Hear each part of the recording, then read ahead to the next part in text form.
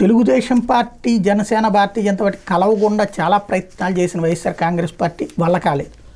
పవన్ కళ్యాణ్ స్థిరంగా నిలబడటం, కార్యకర్తలను కూడా దారిలో పెట్టడంతో ఇది సాధ్యం కాదు. భారతీయ జనతా పార్టీ కూడా పురంధరేశ్వరి ఉండటం వలన ఆ చీలిక ప్రయత్నాలు సాధ్యం కాలేదు. దాని ప్రయత్నాలన్నీ విఫలమైనవి.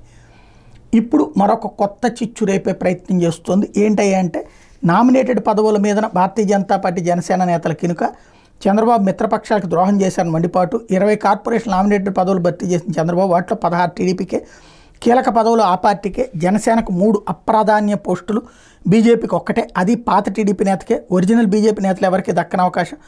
టీడీపీలోని పలువురు సీనియర్లకు నిరాశ, ఓసీలకే పెద్దపీట, బీసీఎస్సీలకు తూతూ మంత్రం అన్నటువంటి కోణాన్ని హైలైట్ చేసింది. అయితే ఆయా పార్టీల నాయకులకే లేనటువంటి ఫీలింగ్ ఇప్పుడు వీళ్ళు రాసినంత మాత్రాన వచ్చేస్తుందా? $1 మిలియన్ ప్రశ్న.